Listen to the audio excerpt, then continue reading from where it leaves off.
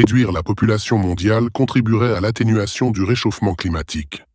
Alors que la population mondiale dépassera les 8 milliards avant la fin de l'année, il est temps d'imaginer les nouvelles solutions pour diminuer la fécondité des humains, assure, dans une tribune au Monde, l'association Démographie Responsable. Sommes-nous trop nombreux sur Terre? Oui, pour certains courants de pensée comme le malthusianisme, et certains milliardaires comme Carnegie, Rockefeller, Vanderbilt et Morgan ont été influencés par ce courant et ont décidé qu'il fallait lancer la campagne d'eugénisme pour revenir au minimum à la population de l'an 1900. Donc cela nécessite de faire disparaître 7 milliards de personnes, et pour y arriver, il faut stériliser certains peuples qu'ils considéraient comme inférieurs. Aux États-Unis, à cause de l'eugénisme, plus de 60 000 stérilisations furent pratiquées de force de 1907 à 1960. Et il y a même des gens qui avaient érigé un monument en Géorgie des pierres de guidance qui disaient qu'il fallait garder la population mondiale sous les 500 millions. Heureusement, ce monument a été détruit récemment.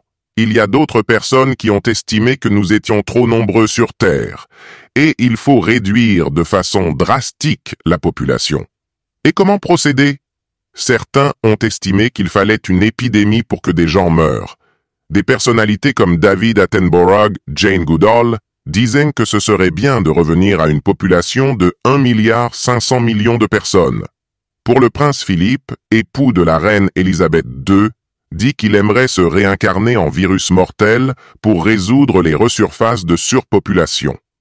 Donc pour une certaine jet-set qui pense tout à fait qu'il faut créer des virus mortels pour éliminer des milliards de personnes. Dennis Meadows. Un influenceur propose de réduire la population mondiale de 87%. Pour le milliardaire Ted Turner, on s'en fout des droits de l'homme, il faut réduire la population mondiale. Il y a même eu au Caire un programme pour stabiliser la population mondiale. Pour la classe des seigneurs, on peut jouir des bienfaits de ce monde, tandis que les paysans, il faut les abrutir des jeux vidéo et de drogue, et on va les éteindre gentiment sans qu'ils s'en rendent compte. C'est un agenda politique. On pourrait tous vivre ensemble selon Gandhi, car il y a assez de ressources sur Terre pour satisfaire tout le monde, mais pas leur avidité.